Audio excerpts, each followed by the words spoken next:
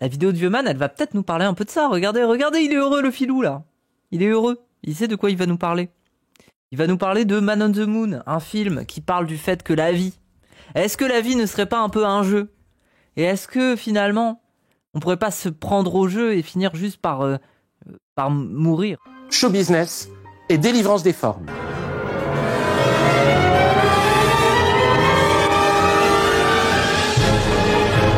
Ah mais Jim Carrey, c'est le meilleur acteur pour jouer ça. En fait, du coup, c'est un truc qui raconte la vie d'Andy, un personnage qui a vraiment existé. Mais ce qui est un peu fascinant, c'est que ça raconte aussi une partie de la vie de Jim Carrey. Alors, je comprends que Jim Carrey se soit un peu confondu dans le rôle. Jim Carrey, je sais pas si vous connaissez les gens, il a eu une vie de merde. Hein. Pour le coup, c'est vraiment un prolo de chez prolo. Hein. Je crois qu'il a eu une grande partie de sa vie où il a fini en caravane, sans domicile fixe avec sa famille, en quelque sorte. À chercher du taf sur les routes et tout ça. Moi, c'est des gens trop touchants. Ils me touchent trop, ces gens-là. Il est peintre maintenant. Mais non, il était peintre aussi avant. Il a toujours été peintre. C'est juste qu'il s'est fait connaître avec le comique. Mais ça a toujours été un artiste multitâche, un peu.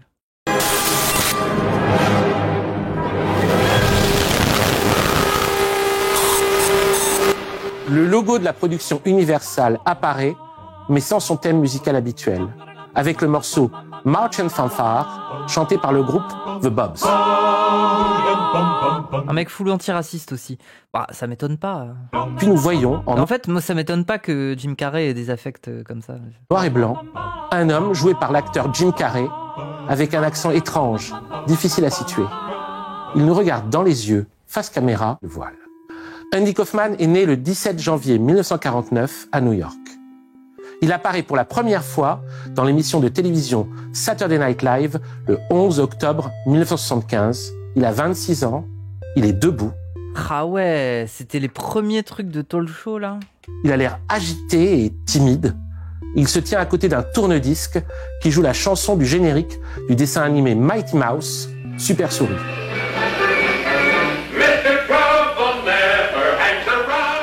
Il se contente de faire un playback des paroles Here I come to save the day. Le voici pour sauver la situation, prononcé par Super Souris à 2 reprises sur cette chanson d'1 minute 30. C'est bizarre un peu. Le public est à la fois décontenancé et hilar. Et cette apparition le rend immédiatement célèbre. Un détail qui n'en est pas un. Andy Kaufman suivait la pratique de méditation transcendantale promue par le Maharishi Mahesh Yogi. Dans le film Ah mais c'est pas les Beatles qui sont fans de lui aussi. Man on the Moon de Milos Forman, c'est le Maharishi Mahesh Yogi qui conseille à Kaufman de faire rire à partir du silence. Is there a secret to being funny? Yes. Silence. Et en vrai, c'est pas bête, hein. Genre, quand je regardais le film, là, quand j'ai vu ce passage-là, je me suis dit, oh, c'est vrai. Réalité. C'est vrai, bah, ça ne suffit pas, bien sûr. Ça ne suffit pas. Mais le silence, c'est tellement important. C'est le liant. En fait, c'est comme si l'humour était une cuisine et que le liant, ça serait le silence. Parce que c'est une question de rythme, en fait. C'est une question de punchline, de deliver, en fait. Tous ensemble, créons une France forte dans une Europe unie en votant pour le parti de la loi naturelle. Les yogis sauteurs. Waouh! Pourquoi je suis pas né à cette époque? Après, je suis trans. J'aurais souffert un peu. C'était cocasse.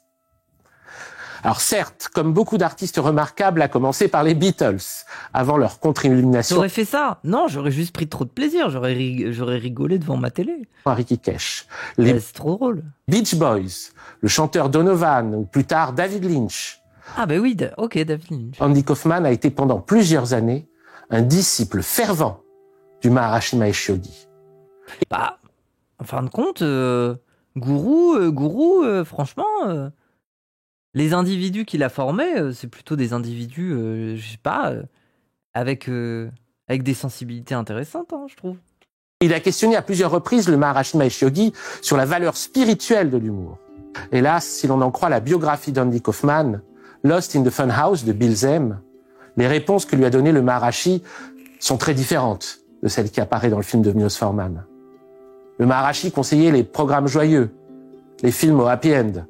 Ah non. Surtout rien de triste, Ah non. rien de sombre, rien de bizarre. Ce qu'il avait dit à Andy Kaufman, c'est que les hommes qui faisaient rire à partir de l'humour noir ou d'un humour sarcastique Moi étaient, selon lui, d'un très bas niveau de conscience. Oh non. Ah bah qu'il aille bien se faire foutre. Andy Kaufman était un adepte sincère de la méditation transcendantale. Il était végétarien, il ne fumait pas, il ne buvait pas, il ne se droguait pas. Il faisait 3 heures de méditation par jour. Et il est mort en 1984, à 35 ans, d'un cancer des poumons. Ah ouais, 35 ans quand même. Ouais. Ce n'est pas une blague, bien que beaucoup de gens l'aient cru. Mais on ne peut s'empêcher de penser que malgré sa confiance dans la voie spirituelle représentée par le yogi, Andy Kaufman a été un artiste totalement traître à ses principes. Totalement. C'est une expérience fondamentale de l'être humain. Être étranger au caractère comique d'une situation. Et se sentir tout à coup exclu de sa réalité. En nous rappelant à cette expérience, Andy Kaufman fait de la non-réception d'une blague un premier moment d'illumination. Comme écrit Florian Keller dans Je son peux vous dire, en Amérique du Sud, ça ne marche pas du tout le cringe. Ah, c'est marrant ça. Pourquoi? essai Comique extrémiste, Andy Kaufman et le rêve américain. Lorsqu'il était drôle, les gens avaient du mal à expliquer ce qui les faisait rire. Lorsqu'il ne l'était pas, sa présence dérangeait. Ce premier moment d'illumination est suivi d'un deuxième. Sa série d'imitations, toutes nulles également, puisqu'on n'entend pas l'imitation, sont ratées. Sauf la dernière. Une imitation d'Elvis Presley qui s'annonce désastreuse, comme toutes les précédentes, mais que l'étranger réussit, soudain, au-delà de toute espérance. Last, but not to be the least, I would like to imitate for you the Elvis Presley. Ah oui, et là, ça devient un show, comme dans le film, quoi.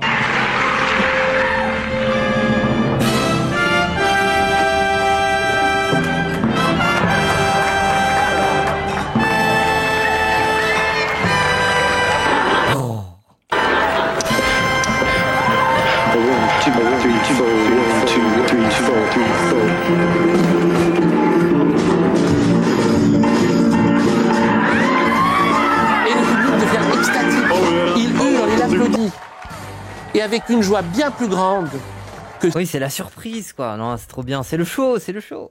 si ce qui avait précédé avait été moins raté.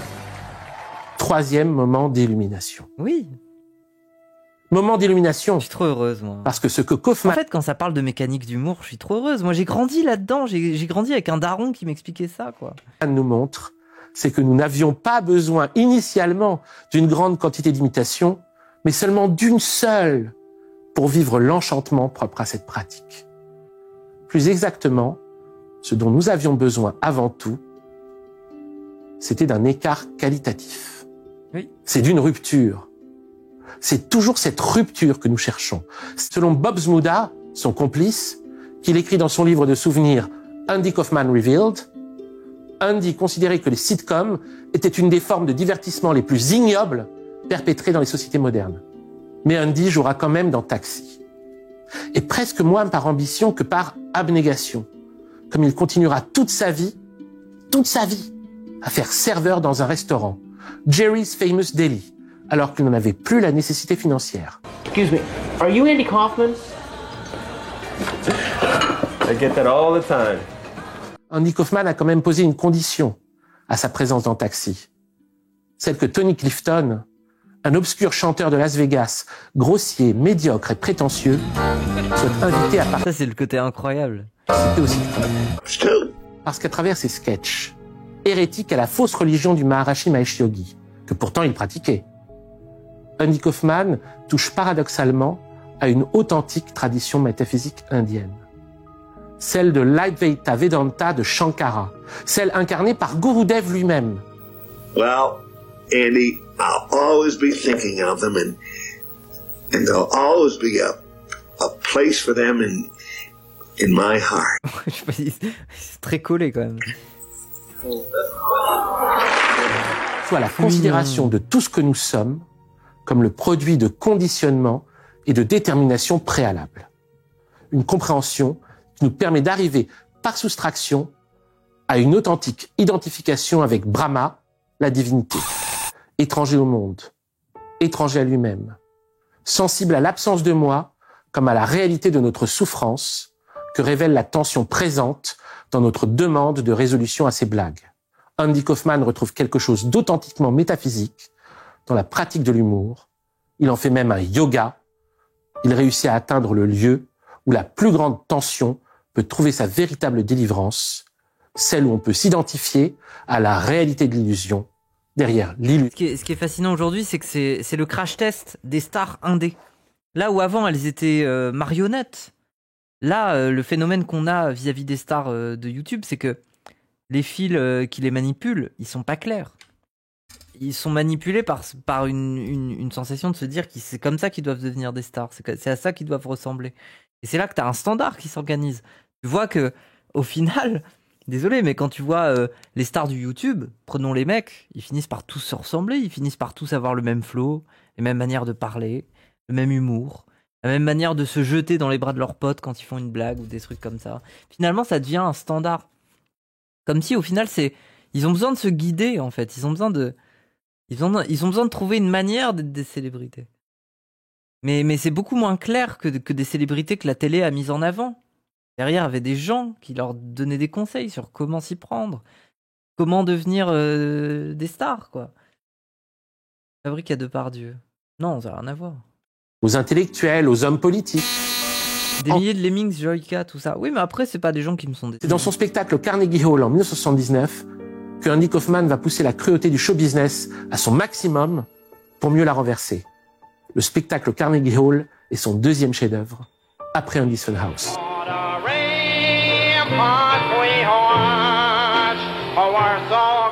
Après une introduction de Tony Clifton, et avant une conclusion où Andy Kaufman et Tony Clifton vont chanter en duo, nous voyons se succéder plusieurs invités, dont la grâce tient paradoxalement à leur amateurisme.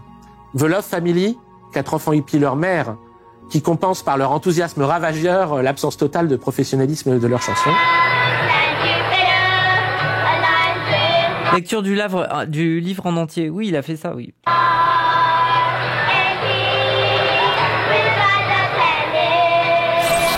Et un chanteur de rue qui chante Happy New Year. Happy New Year! Happy New Year! Puis c'est la projection d'un obscur court-métrage C'est un peu le peuple, hein, j'aime bien. publicitaire des années 30. Marianne. Là, c'est du grand vieux man, hein. Mais c'est parce que le personnage, le film est très très intéressant. C'est pour ça, il a raison, allez voir le film. Touchant. Moi, j'ai eu envie de chialer, mais moi, j'ai un rapport beaucoup plus intime même avec ça. Des cowboys chantent I've got spurs that jingle, jungle, jingle, pendant que des cowgirls dansent en levant la jambe et en sautillant avec des chevaux. A little smaller than me.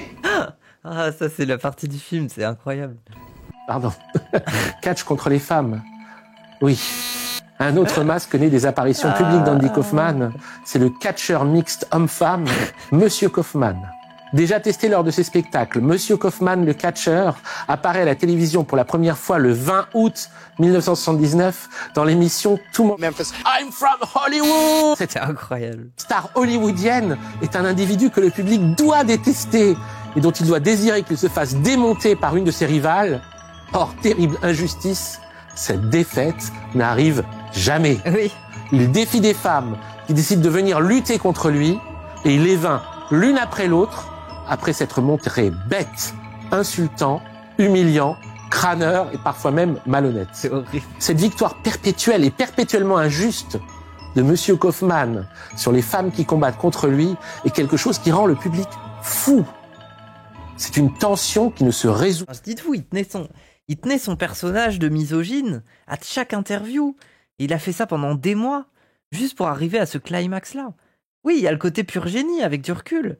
Mais les gens y croyaient. Andy va ensuite porter une minerve pendant plusieurs mois. Il la porte même sur le plateau du Late Night with David Letterman le 28 juillet 1982. où le présentateur confronte alors les deux catcheurs. Like that thing. I mean, I don't know if that's a neck brace or a flea collar. Andy s'énerve alors contre Lawler. If you were a man, you'd apologize to me right now, but you're just poor white trash. And so I guess, that's too lofty a concept, for you. I mean, what are you gonna do? Il crie, il enchaîne les insultes qui sont bipées par la chaîne.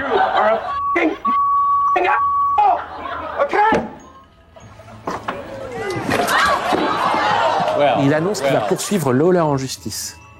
Il est plus antipathique et ridicule que jamais. Cette détestation publique déclenchée par ses combats de catch à répétition, ses insultes misogynes et le mépris de classe professé par cette pseudo-star hollywoodienne, tout cela va coûter à Kaufman sa présence à la télévision. Oui. À partir de cet incident... En fait, c'est ça qui est fascinant. C'est-à-dire qu'en fait, même le catcheur, c'était un complice. Bien évidemment, c'est du catch. Et les gens veulent plus le voir à la télé après ça. Non, Andy ne va plus être invité à Saturday Night Live. En fait, c'est dire à quel point les gens pouvaient pas cerner vraiment le personnage. Pour eux, il y a le côté premier degré qui restait. Et le groupe de méditation transcendantale ne voudra plus l'avoir pour membre. Il va devoir renoncer à sa pratique religieuse. Please, do this. You've got to let me attend these classes. It's what keeps me balanced. It's apparently not working. Il va même perdre son rôle dans le sitcom Taxi, l'obligeant à regretter un travail qu'il n'avait pourtant pas cessé de détester. Pourtant, c'est du catch, pas de la boxe. Oui. C'est-à-dire un jeu artificiel sur une violence artificielle. Un jeu sur l'illusion. Les femmes, qui alors le défient dans le public, les actrices, toutes, sont toujours ses complices. Ah oui, ok, on est d'accord. On peut d'ailleurs aujourd'hui lire les lettres hilarantes qu'elles lui ont envoyées pour participer à ses combats de catch. C'est dans le livre Dear Andy Kaufman, I Hate Your Guts, réalisé par sa compagne Lynn Margulis. Oh, le bouquin doit être trop intéressant. Et publié en 2009 par les éditions Process. Redis, c'est le mot. Pascal Praud 2 fois par jour, c'est comme si Tony Clifton s'était vu soudain confier un talk show en prime time. C'est une parodie en privé, une caricature de la réalité qui s'est substituée à la réalité. Vos anciennes émissions de radio. Et il a réussi à vous faire chanter plusieurs classiques de la chanson française. C'est génial. Et là, aujourd'hui, on entend Claude François, repris par Pascal Praud. Alors que ce n'est pas du tout vous. Ça me fait rire, le ton sérieux avec lequel il dit ça. Ce n'est pas du tout vous, Pascal Praud. Regardez, ils vous font chanter une chanson. Ils n'arrivent même pas à être heureux. C'est votre intelligence artificielle. Ah oui, j'ai bien. Reprendre aussi Michel Sardou. Petit garçon, je repasse mes leçons. C'est génial. Quelle est la relation avec vous maintenant? Mais c'est ma voix. Et c'est sa voix. C'est sa voix. C'est modifié pour en faire une autre. C'est sa voix. Non mais écoutez un peu. La vie c'est plus marrant, c'est moi, désespérant. Je reconnais ma voix. Je peux faire du playback? Voilà, il est un peu plus heureux. Vous faites un karaoké sur vous-même ou pas? J'ai joué le vieil habitué. Écoutez, en chantant, l'amour c'est plus marrant, c'est moi, désespérant. Moi, ce qui me fascine, c'est pas lui, c'est eux. Et les gens dans le métier, c'est d'être autour d'une espèce de petite star comme ça. Et le pire, c'est chez Hanouna. Mais c'est le fait de voir leur gueule, là. Regardez. Regardez-les, avec leur putain de sourire frigate, là. Colgate. À se faire des blanchiments des dents. En chantant. Mais tout le monde est toujours un peu gêné, quoi. Dernière. En fait, c'est ce type de moment où moi je vois toute la soumission de la hiérarchie télévisuelle, et c'est ça qui me met le plus mal à l'aise en fait, c'est de voir les sous-fifres de ce genre d'émission, et de les voir dans les moments de silence, les regards un peu perdus, où ils savent pas trop ce qu'ils font là, et en même temps ils se disent quand est-ce que c'est mon petit moment de gloire, quand est-ce que c'est à moi de parler.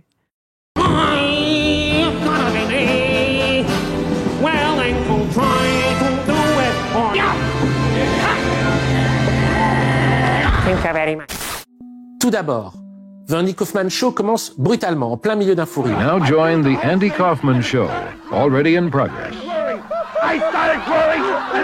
C'est un fou rire qui a lieu pendant le sketch d'un vieil homme à casquette, qui fait de grands gestes devant un public, mais alors fou de joie. Andy Kaufman lui-même a beaucoup de mal à faire cesser ses larmes d'hilarité. Mais il se reprend et achève l'émission. remercie tout le monde. I want to thank Tony. I want to thank you people out there and you people at home.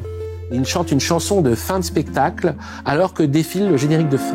Well, it's time to say goodbye.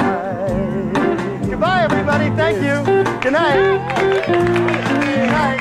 Copyright, écran noir, fin de l'émission. Puis The Andy Kaufman Show recommence avec un générique de début. Ok. Et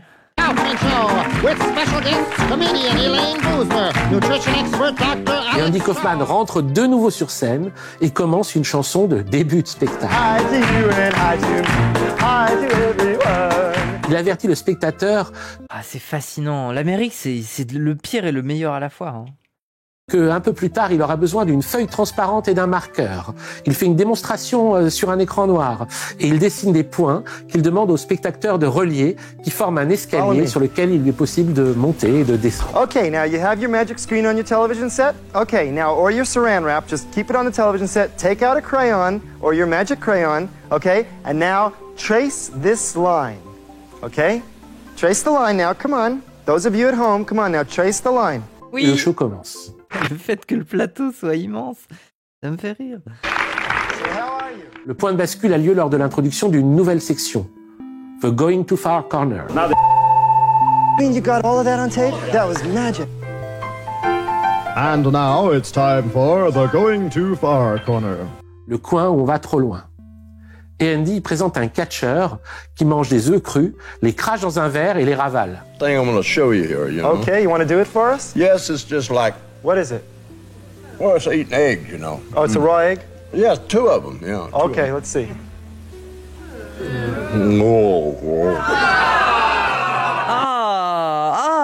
Le public est alors scandalisé.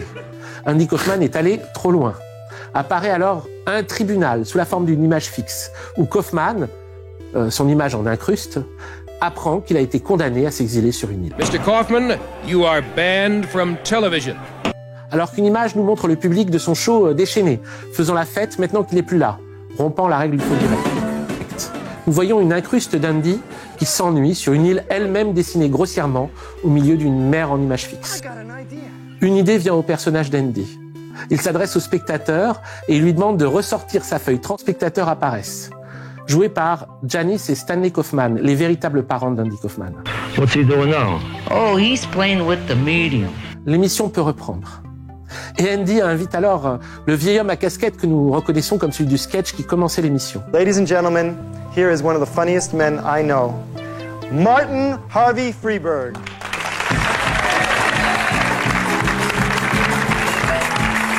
Janice et Stanley, chez eux, dans leur salon, commentent. Ah, c'est là où on était arrivé. Sur le plateau de The Andy Kaufman Show, Andy fait longuement l'éloge de son invité. Il le présente comme l'auteur du sketch qui lui a donné son plus grand fou rire depuis Laurel et Hardy au Far West. Bien chauffé par Kaufman, Friedberg accepte de refaire son sketch. Retour sur les parents de Kaufman qui commence l'émission. Ah oui, on a vu ça déjà. Oui, c'est bizarre en fait, parce que rappel, là c'est une autre émission qui s'est réenclenchée juste après celle où il y a eu le fou rire avec ce gars. Donc du coup là, il fait l'interview du gars qui lui a fait le plus grand fou rire de son émission, alors que c'était l'émission de juste avant. On change de chaîne. Je croyais. Ah, c'est tellement méta bizarre en vrai. Tu voulais le voir. Je le vois si t'as envie de le voir. Et les deux vieux de palabrer pendant que le sketch disparaît intégralement devant nos yeux. On voit les commentaires des deux vieux, mais le sketch, lui, on ne le voit pas. Ah. Quand l'action revient sur le plateau de Kaufman, le show reprend exactement là où il avait commencé. Sur les fous rires du public, alors que le vieil homme à casquette fait le grand geste. Et l'émission va jusqu'à son terme. Elle aura été ouverte et fermée sur les fous rires d'un sketch sur le même extrait dont nous avons été privés. Andy Kaufman a été le Bouddha du show business. Il a été au show business ce que Bouddha a été à la personnalité humaine. Il a perçu la souffrance au cœur de sa réalité, le manque d'être, et a répondu à la réalité de cette souffrance par la création d'un yoga spécifique plutôt que d'entretenir l'illusion de sa réalité. C'est ça le yoga d'Andy Kaufman, la voie par laquelle l'homme éclate du plus grand rire et met en danger l'illusion égoïste sur laquelle s'appuient les pouvoirs qui continuent à vouloir s'exercer sur nous. Par son interruption spectaculaire, réalisée au cœur du spectacle de la domination lui-même, Andy Kaufman nous a montré les modalités. C'est fou qu'il en ait eu les moyens. Waouh, quelle force, hein. Par lequel CNews et C8 peuvent disparaître, et avec elles... C'est peut-être pour ça qu'il n'y en a pas beaucoup des Andy Kaufman, parce que il y a des garde-fous pour éviter que ces gars-là existent quand même. Ils mettent sacrément en danger le business, hein. Nous a montré les modalités par lesquelles CNews et C8 peuvent disparaître, et avec elles tout ce que nous mourrons de vivre. Désormais... Ah oui, mais ça veut dire quoi, vieux man? Ça veut dire qu'il faut un Andy Kaufman infiltré à CNews pour foutre la merde? Pour briser le dispositif? Il y a plus de temps, likez, commentez, partagez, abonnez-vous à Blast, activez la cloche et soyez gentils avec les gens. On rentre dans une période extrêmement destructrice. C'est pas une chose triste, mais nécessaire. Comme dans la Bhagavad Gita, Krishna est sur le point de prendre sa forme la plus impressionnante. Il est sur le point de se lever et de dire « Maintenant je suis devenu la mort, le destructeur des mondes. Maintenant, Carnaval peut revenir. » Et épisode royal, hein. L'épisode était royal, hein. Je suis vraiment trop contente. C'est Andy Kaufman, quel personnage. C'est trop bien. L'épisode est précis.